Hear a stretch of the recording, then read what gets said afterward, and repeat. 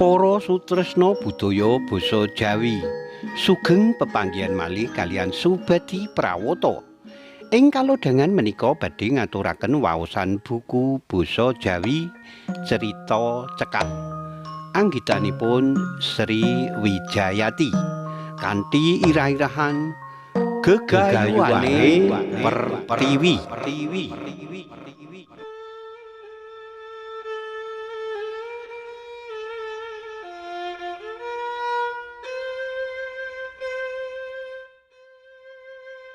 Wiwit isih cilik, Pertiwi wis ora oleh tresna saka bapakne. Amarga bapakne sing aran Sutarman wis tilar donya.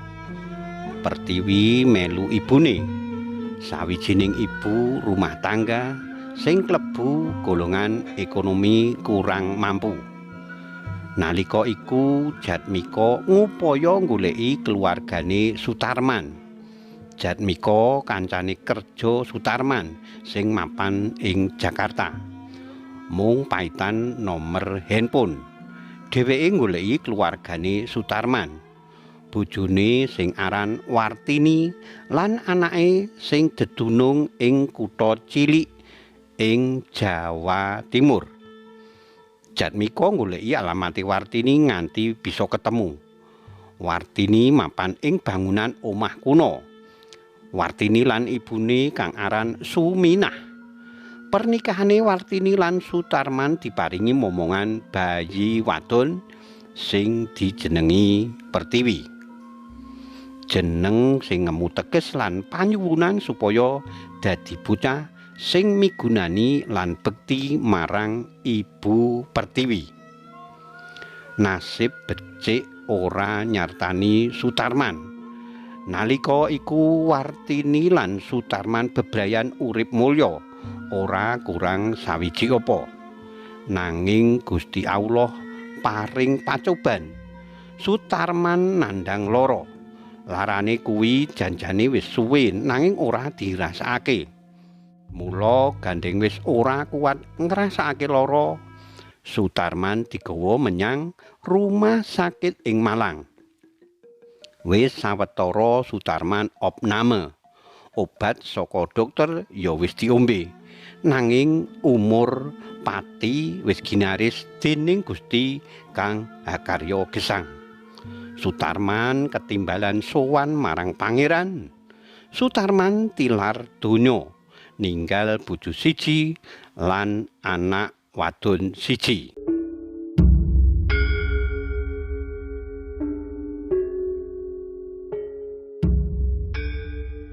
Kula nuwun Mbak Yu. Mengkono kandhane Jatmika nalika tekan omahe Wartini. Monggo Mas, tindak mlebet. Katuran lenggah rumiyin. Sasampunipun lenggah ngaturi sugeng rawuhipun Mas. Nuwun sewu, kula kok estu dereng mangertos. Panjenengan sinten nggih Mas? Nami kula Jatmika. Kula kancanipun Sutarman. Kula mireng kabar menawi Sutarman sampun tilar donya. Mila kula madosi keluarganipun. Inggih leres Mas. Kula semahipun almarhum Mas Sutarman matur nuwun sampun dipun karuhaken. Ngaten Mbak Yu, Wartini. Gandeng Pertiwi samenika sampun yatim. Napa angsal kula dados bapak angkatipun Pertiwi. Tegesipun kula sagah mbiyantu bab ragat kebetahan sedintenipun kangge sandang pangan lan ragat sekolahipun Pertiwi ngantos benjing lulus kuliah perguruan tinggi. Krungu kandhane Jatmika, Wartini terenyuh atine. Ora krasa luwe tumetes. Matur nuwun Mas Jatmika, semanten agengipun kawigatosan panjenengan dhateng anak kula Pertiwi.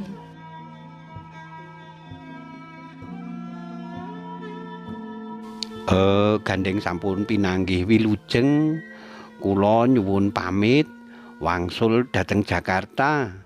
Dene arta kangge ragad Pertiwi benjing badhe kula transfer wonten rekening bank. Umur 7 taun Pertiwi disekolahake dening Jatmiko. Kanca kancane sekolah ngerti menawa Pertiwi wis ora duwe bapak. Akeh kancane sing kerep ngina marang Pertiwi. Nalika jam 09.20 wektune ngaso ing sekolahan, Hastuti nyedhaki Pertiwi karo omong kasar. "Heh, Pertiwi, kowe kuwi mbok ya aja sok kemayu lan keminter. Kowe kuwi bocah yatim lan miskin. Mulane aja melu-melu kaya aku, anake wong sugih." Krungu panginane Hastuti, Pertiwi mangsuli.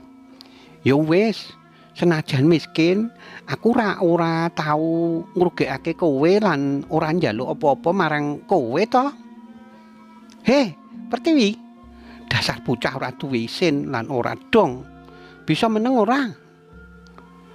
Nalika Pertiwi kelas 6, wektu abot-abote tekanan batin sing disangga. Akeh kancane sing ngece Pertiwi dadi bocah yatim. Pertiwi murid ing kelas 6B. Prestasine Pertiwi anjlok amarga lingkungane ora nyengkuyung. Pertiwi bener-bener kepojok, judeg lan nglokro. Dheweke njaluk idin marang ibune. "Ibu, kula badhe mlebet anggota grup jaranan. Kula bosen sekolah. Kula badhe medal." Krungu sambate Pertiwi, Wartini sedih, banjur ngabari Jatmiko. "Mas Jatmiko, akhir-akhir menika Pertiwi asring dicenges dening kanca kancanipun. Satemah Pertiwi nglokro badhe medal sekolahipun lan badhe mlebet grup jaranan." "Oh, ngaten Mbak Yu. Mangke badhe kula telepon. Kula tuturane Pertiwi." Halo Nduk, Pertiwi. Rungokno ngendikane Bapak. Sing semangat sekolahmu." Alhamdulillah. Pertiwi nggugu pituture bapak angkate mlebu grup perguruan silat Kera Sakti. Pertiwi bungah atine. Dedeg piyadeke sing dhuwur lencir bisa narik kawigatene kelompoke. Saben sore dheweke mlayu tumuju papan latihane. Pertiwi wiwit duwe rasa percaya diri. Kanggo nambah rasa percayane Jatmiko, melu WA grup wali murid kelas 6B. Sekolahane Pertiwi. Jatmiko konsultasi marang guru kelase lan nakokake langsung bab kahanane Pertiwi ing sekolahane. Ana aturan mlebu jam 6 esuk kanggo les ing sekolahan. Ing kene kebukten menawa kaping bola-bali Pertiwi teka telat lan ora oleh mlebu melu pelajaran. Ya ing kene iki dadi awal Pertiwi dadi pocapan lan diece.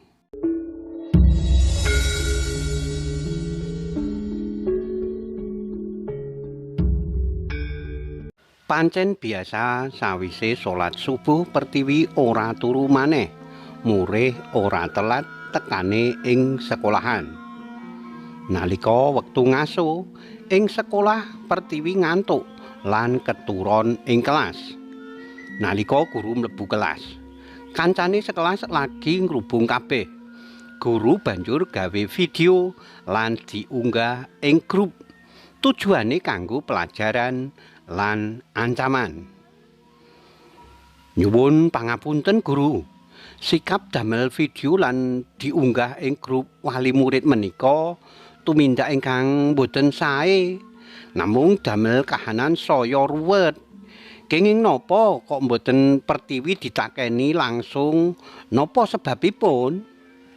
Guru uga maringake cathetan-cathetan bab Pertiwi sing asale saka guru kelas 5. Napa leres Pertiwi nate kalih minggu mboten sekolah amargi dawah?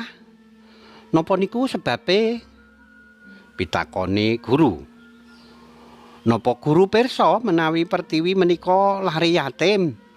Kula tegasaken Pertiwi dawah nalika numpak sepeda lan kula tesih nyimpen fotonipun.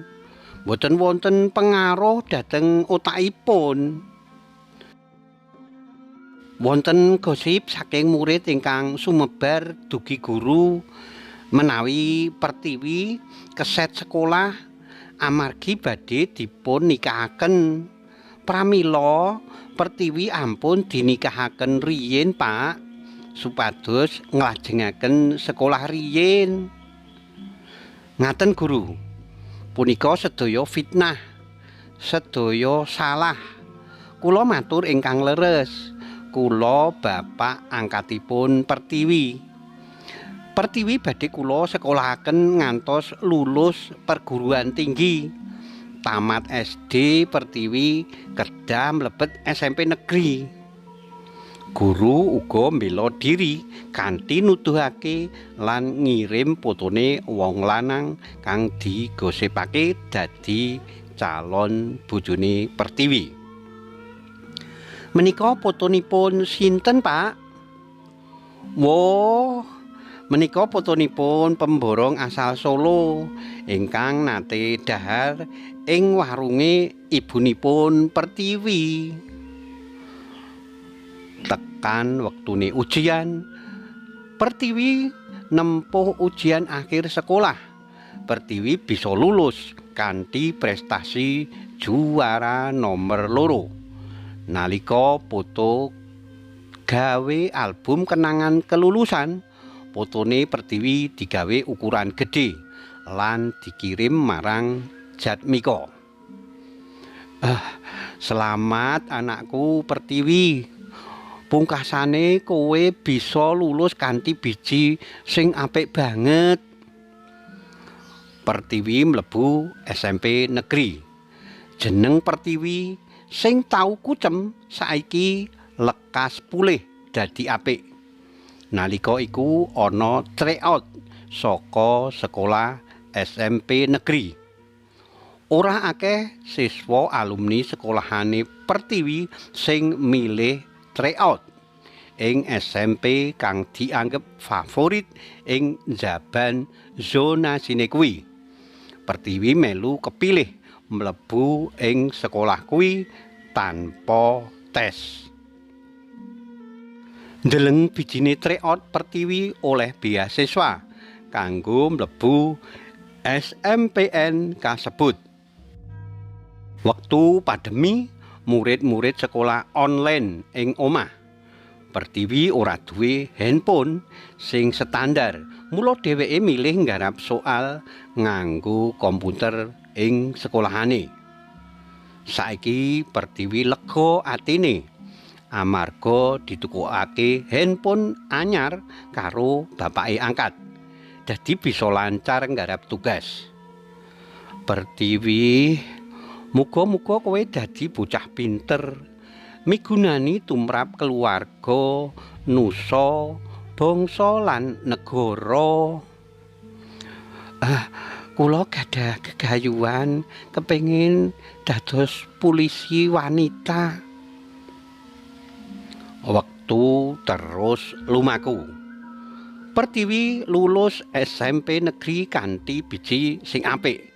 Dheweke dadi juara nomor 2. Pertiwi banjur nerusake sekolah SMA negeri. Saiki Pertiwi katon ayune, dedeg dhuwur, lencir kuning. Sekolahe tumemen nganti lulus lan kebak prestasi. Ora suwe Pertiwi melu ndaftar lan tes mlebu dadi polisi. Busana Pertiwi winisuda dadi polisi wanita.